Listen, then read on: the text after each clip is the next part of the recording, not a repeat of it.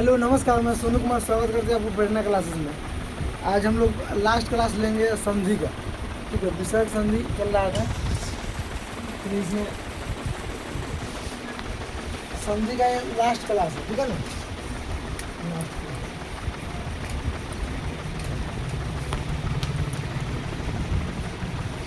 संधि का last class है। विसर्ग संधि चला था, नियम नंबर 1 में कुछ उदाहरण भी हुआ था।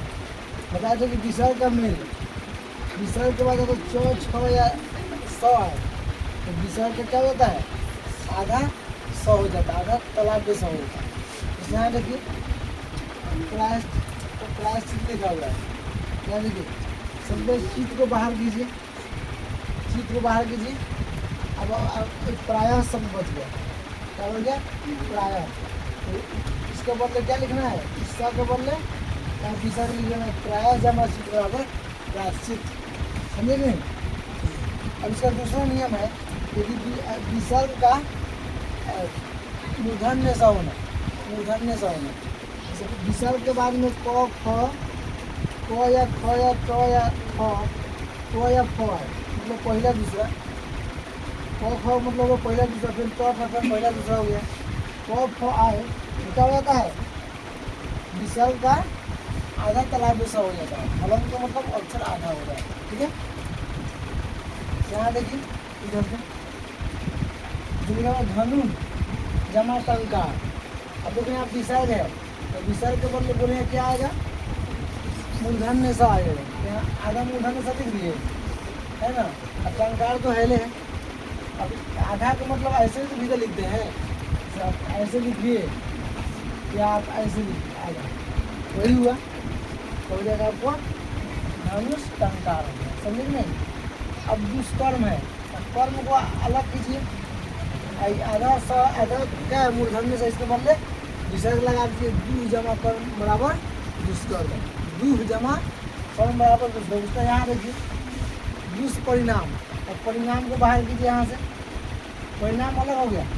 इस स के बदले नियम क्या कहता है, इस स के बदले विसर्ग लिखना है, चाहे विसर्ग के बदले इस स को लिखना है, मतलब मूर्धन्य स को लिखना है।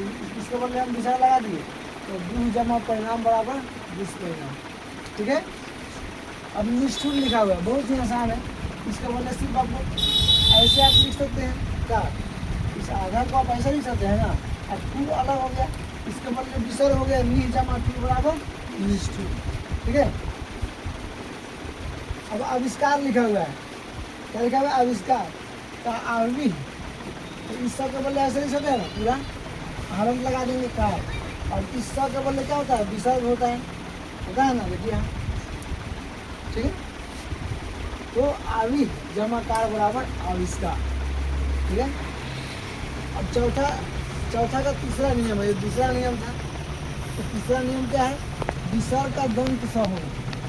मतलब विसर्ग के बाद में ट छ अगर स आता है तो इस विसर्ग क्या होता है, दंत स हो जाता है, आधा दंत स हो जाता है। जैसे हम देखिए निह जमा तेज। अब यहाँ विसर्ग है तो विसर्ग के बदले क्या लाना है, आधा 100 लाना है, दंत 100 लाना, आधा 100 ला दिए। तेज तो आपको हेले है।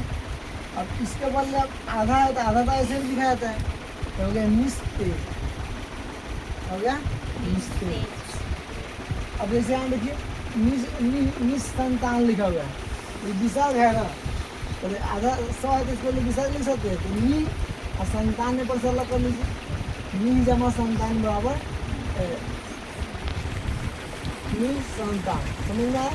इसी तरह देखो मरु स्थल है, तो मरु अलग कर लिए और इस सब के बदले विसर्ग लगा दिए, नियम के अनुसार विसर्ग लगा दिए, तो हो गया मरु जमा स्थल बराबर क्या हो गया, मरु स्थल। ठीक है। उसका मन अस्ताप लिखा हुआ है, मन अस्ताप लिखा है, मन हो गया। और इस स के बदले क्या लिखेंगे, आधा स के बदले विसर्ग, तो मन हो गया और ताप बराबर नमस्ताप। इसी तरह नमस्ते है, पूछा जाता है एग्जाम में, नम हो गया और इसके बदले विसर्ग, नमः जमा ते बराबर नमस्ते। ठीक है।